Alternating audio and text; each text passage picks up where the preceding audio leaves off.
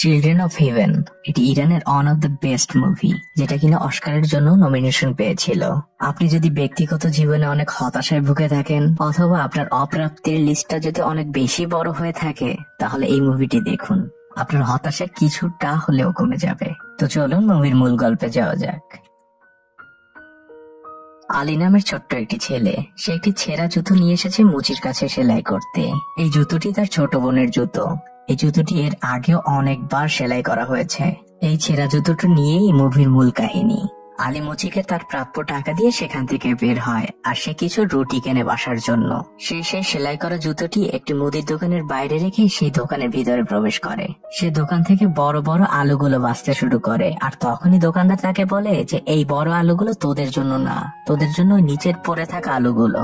ছোট্ট মানুষ আলী সেই আলুগুলোই আনতে যায়, আর অন্যদিকে দেখা যায় যে ময়লা আলাও সেই সব দোকানের সামনে চলে এসেছে। সে আলী রেখে যাওয়া সেই ছেঁড়া জুতোটিকে আবর্জনা মনে করে সে তার ময়লার ব্যাগে নিয়ে নেয়। আলী যখন দোকানিকে তার আলুর ব্যাগটি দেয়, দোকানি তার কাছে টাকা চায়। আলী তখন বলে যে টাকাটা খাতায় লিখে রাখুন, আম্মু পরে দিয়ে দিবে। তখন দোকানি কিছুটা রাগান্বিত স্বরে আলীকে বলে যে তোর মাকে বলবি যে খাতায় আর লেখার এক পরিমাণ জায়গা নেই, বাকি টাকাগুলো যত তাড়াতাড়ি সম্ভব দিয়ে দিতে। আলী মন খারাপ করে যখন দোকানের বাইরে আসে, তখন সে দেখতে পায় তার রেখে যাওয়া সেই জুতোটি আর সেখানে নেই। সে জুতোগুলো খুঁজতে থাকে, আর এর ফলে সেখানে থাকা সবজিগুলো মাটিতে পড়ে যায়। তখন দোকানি বাইরে এসে তাকে খুব ধমক দেয় এবং বলে যে গরিবের বাচ্চা, তুই এসব কি করলি? আলী কিছুটা ভয় পেয়ে সেখান থেকে দৌড়ে বাসায় চলে আসে।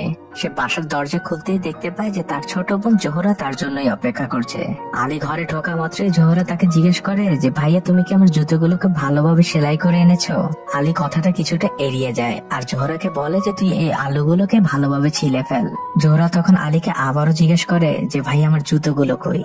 তখন আলী কিছুটা কাঁদো কাঁদো চোখে জোহরাকে বলে, আমি তোর জুতোগুলোকে সেলাই করেছিলাম, কিন্তু আমি দোকানের বাইরে রেখে আলু কিনতে ঢুকেছিলাম, কিন্তু হঠাৎ বাইরে এসে দেখি তোর জুতোগুলো সেখানে নেই। জোহরা তখন কাঁদো কাঁদো চোখে বলে যে ভাই, এসব তুমি কি বলছো? আমার ওই একটাই জুতো, আমি কাল থেকে কিভাবে স্কুলে যাব? আমার তো আর কোনো জুতো নেই, এমনকি আমাদের বাবারও সামর্থ্য নেই যে আমাকে আর একটা জুতো কিনে দেওয়ার। আলী তার বোনকে বলে, কাঁদিস না বোন, আমি তোর জুতো খুঁজে নিয়ে আসবো, কিন্তু তুই প্লিজ মাকে কিছু বলিস না। এই বলেই আলী বাসা থেকে বেরিয়ে যায়। যাওয়ার পথে তার বন্ধুরা তার উদ্দেশ্যে বলে যে আলী, অন্য পাড়ার সাথে কিন্তু আমাদের খেলা রয়েছে।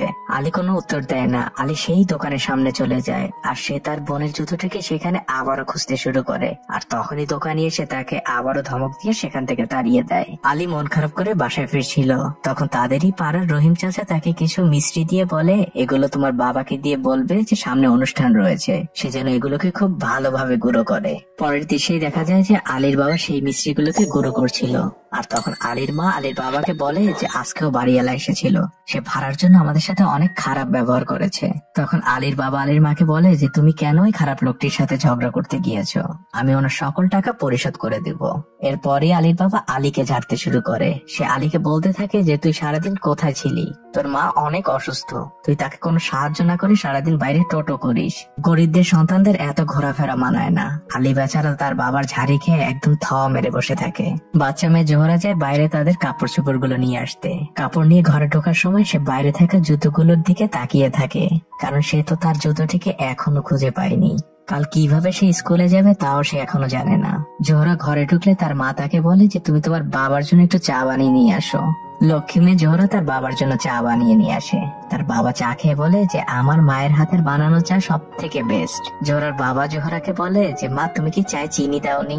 তখন জোহরা বলে যে বাবা, আমাদের বাসায় তো চিনি অনেকদিন ধরেই নেই, কিন্তু তোমার কাছে এত চিনি, তুমি আমাদের একটু চিনি দিলে তো আমরা চা খেতে পারতাম। তখন জোহরার বাবা বলে যে এগুলো মসজিদের চিনি, তারা বিশ্বাস করে আমাদের কাছে দিয়েছে। মা জোহরা, আমানতের খেয়ানত কখনো করতে নেই। এই অভাবী বাবা তার মেয়েকে যে শিক্ষাটা দিচ্ছে, তা হয়তো অনেক ধনী পরিবারও আমাদের সেই শিক্ষাটা পৌঁছে দিতে পারছে না। আপনার কি মনে হয় তা অবশ্যই কমেন্ট করে জানাবেন। যাই হোক, ভাই বোন আলী এবং জোহরা খাতায় লিখে লিখে কথা বলতে থাকে। জোহরা লেখে যে ভাই, আমি কালকে কি পরে স্কুলে যাব। তখন আলী লিখে দেয় যে তুই কাল আমার জুতোটা পরে যাস। তখন জোহরা লেখে যে আমি কিন্তু বাবাকে বলে দেব সবকিছু। তখন আলী উত্তর দেয় যে তুই প্লিজ বাবাকে কিছু বলিস না, কারণ বাবার কাছে কোনো টাকা নেই, দেখিস না ঘর ভাড়াও দিতে পারে না। জোহরা বলে যে তাহলে আমি তোমার জুতো নিয়ে গেলে তুমি কি পরে স্কুলে যাবে? তখন আলী বলে যে তুই স্কুল থেকে আসার পরে আমি সেই জুতো পরে স্কুলে যাব। আর আলী জোহরাকে ঘুষ হিসাবে একটি পেন্সিল দেয়। পরদিন সকালবেলা জোহরা আলীর জুতোগুলোকে পরে, কিন্তু সেই জুতোগুলো তার পায়ে অনেক ঢিলে ঢালা হয়ে যাচ্ছিল। সেই জুতোগুলো পরে স্কুলে চলে যায়, আর সে অন্যান্য বাচ্চাদের জুতোগুলোর দিকে তাকিয়ে থাকে, কারণ তার জুতোটা ছিল খুবই পুরনো এবং অনেক ছেঁড়া ফাটা। তার নিজের কাছে অনেক লজ্জা লাগছিল। আজ তাদের স্পোর্টস ডে ছিল, সবাই লাভ দিচ্ছিল, আর জোহরা মনে মনে বলছিল উপরওয়ালা ভালো জানে যে কপালে কি আছে। তখনই একটি মেয়ে হঠাৎ করে লাভ দিতে যেয়ে পড়ে যায়। তখন তাদের টিচার তাদেরকে বলে যে তোমরা এর পরের দিন থেকে স্নিকার পরে আসবে, তাহলে তোমাদের লাভ দিতে সুবিধা হবে। আর এটা দেখে জোহরার মন কিছুটা খুশি হয়ে যায়, কারণ তার ভাইয়ের জুতাটা ছিল তো একটি স্নিকার। অন্যদিকে আলী তার বোনের জন্য অপেক্ষা করতে থাকে, কারণ তার স্কুলের টাইম অনেক আগেই হয়ে গিয়েছে। জোহরা স্কুল শেষে দৌড়ে বাসায় চলে আসতে থাকে, আর তারা পথের মধ্যেই তাদের জুতোগুলোকে অদল বদল করে নেয়। আলী খুব দ্রুত দৌড়ে স্কুলে ঢোকে, কিন্তু তার শিক্ষক দেখে ফেলে যে আলী অনেক লেটে স্কুলে ঢুকছে। আলী স্কুল শেষে বাসায় ফিরে আসলে জোহরা তাকে জিজ্ঞেস করে, ভাইয়া তুমি কি টাইমলি স্কুলে পৌঁছাতে পেরেছিলে? আলী বলে যে না, কিছুটা দেরি হয়ে গিয়েছিল, তুই এর পরের দিন আরো একটু আগে বের হস। তখন জোহরা বলে যে ভাইয়া আমি স্কুল ছুটির সাথে সাথেই চলে এসেছি, 1 সেকেন্ডও দেরি করিনি, এর থেকে আগে বের হওয়া আমার পক্ষে সম্ভব না। আলী বলে যে তুই মাকে কিছু বলিসনি তো আবার? জোহরা বলে যে না ভাই, আমি কিছু বলিনি। জোহরা তাকে বলে যে ভাইয়া জুতোগুলো ছেলেদের, আর অনেক ছেঁড়া পাটা আর নোংরা, এই জুতো পরে যেতে আমার স্কুলে অনেক লজ্জা লাগে। আসো আমরা দুজনে মিলে জুতোটাকে পরিষ্কার করি।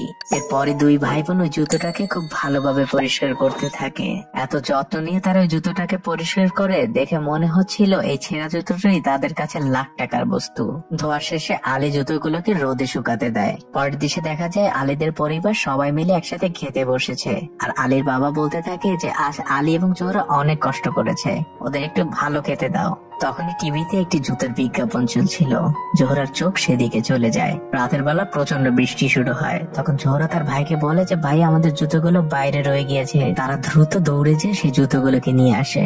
পরদিন জোহরা যখন স্কুলে যাচ্ছিল, সে একটি জুতোর দোকানের বাইরে দাঁড়িয়ে সুন্দর সুন্দর জুতোগুলোকে দেখতে থাকে।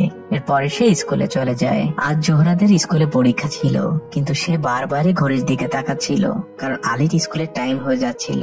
জোহরা সময়ের অনেক আগেই দ্রুত অ্যান্সার করে খাতা জমা দিয়ে সেখান থেকে বেরিয়ে যায়, আর সে প্রচন্ড জোরে দৌড়াতে থাকে। দৌড়াতে দৌড়াতে এক পর্যায়ে তার একটি জুতা খুলে ড্রেনে পড়ে যায়।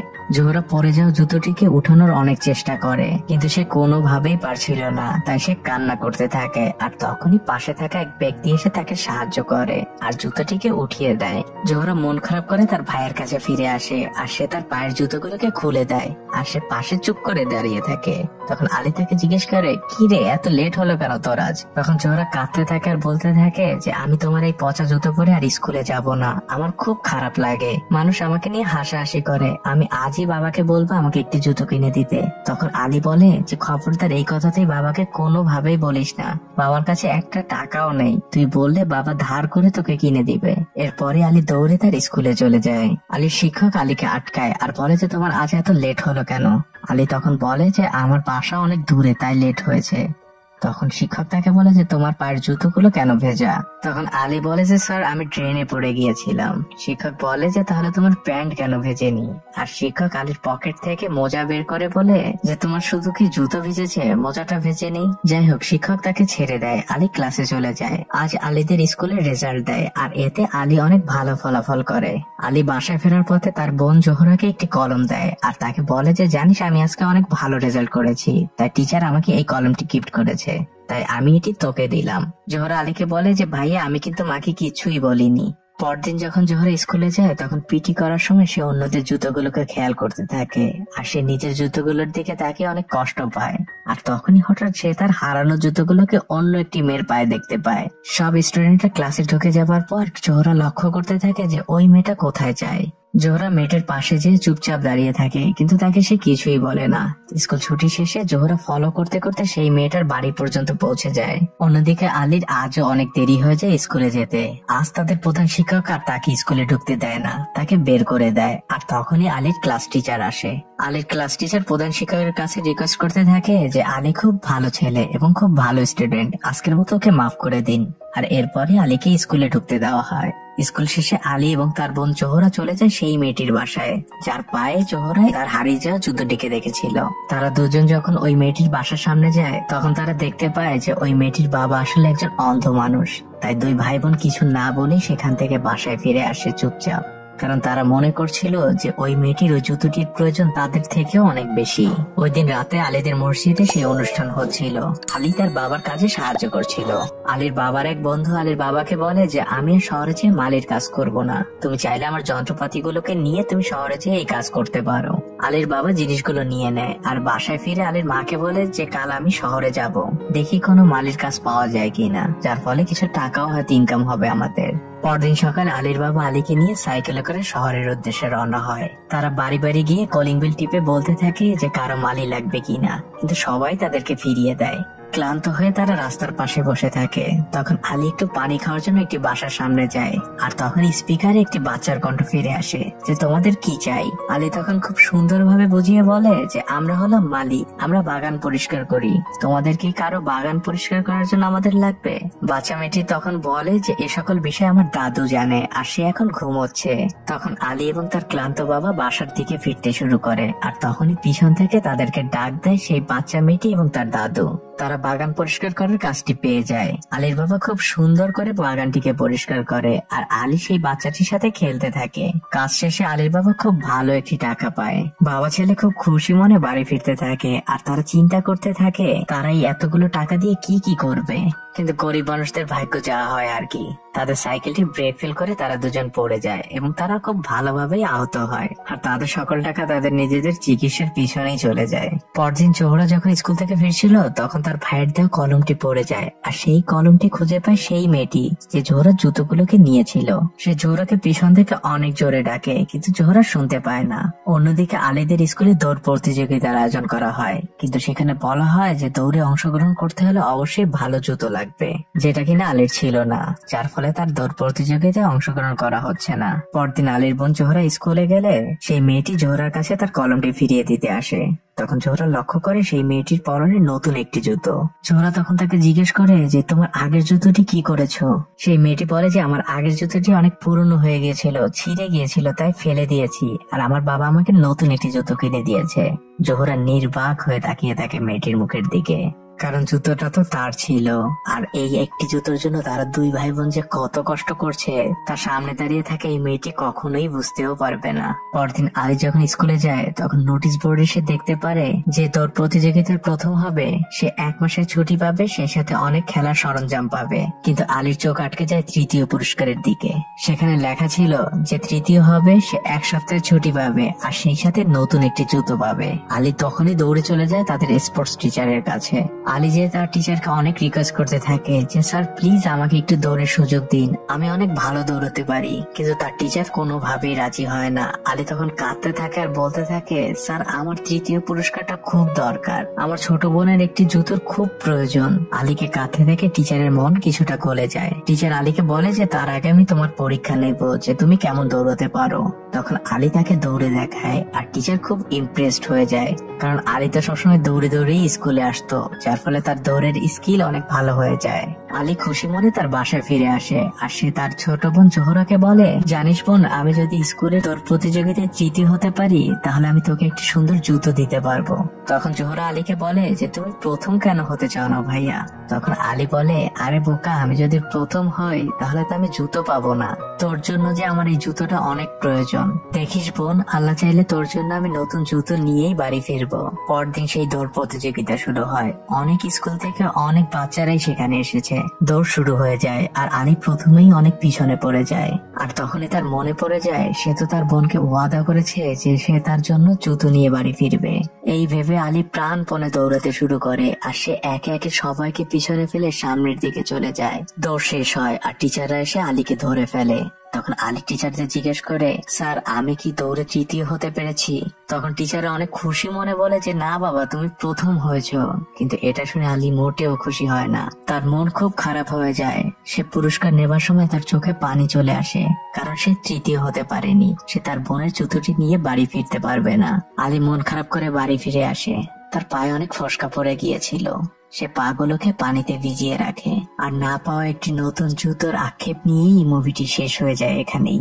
তো আপনাদের যাদের অনেক হতাশা এবং না পাওয়ার লিস্ট অনেক বড়, একবার একটু ভেবে দেখুন, আপনি ঠিকই ইন্টারনেট কিনে আমার এই ভিডিওটি দেখছেন, তার মানে আমি ধরেই নিতে পারি যে আপনি 3 বেলা খাবার অন্তত অনেক নিশ্চিন্ত ভাবে খেতে পারছেন। কিন্তু পৃথিবীতে ঠিক একই সময় আপনার বয়সে অন্য অনেক মানুষই রয়েছে যারা একমুঠো খাবারের জন্য প্রতিনিয়ত যুদ্ধ করে যাচ্ছে। সেই ক্ষুধার্ত মানুষগুলো যখন ক্ষুধা পেটে নিয়ে ঘুমাতে যাচ্ছে, তখন আপনি আমি দামি ফোন কেন কিনতে পারছি না, দামি বাইক কেন আমার নেই, এসব ভেবে নিজেদেরকে অনেক হতভাগ্য মনে করছি। আমরা যদি আমাদের উপরের মানুষগুলোর দিকে না তাকিয়ে একটু নিচের দিকের মানুষগুলোর দিকে তাকাই, তাহলে দেখবেন আমাদের হতাশার লিস্ট একদম শূন্যতে চলে আসবে। তো আজ এই পর্যন্তই। কেমন লাগলো এই এক্সপ্লেনেশনটি অবশ্যই কমেন্ট করে জানাবেন। আর যদি একটুও ভালো লেগে থাকে তাহলে লাইকের পাশাপাশি অবশ্যই চ্যানেলটিকে সাবস্ক্রাইব করে দিবেন। তো ভালো থাকবেন সবাই, আজকের মতো বিদায়।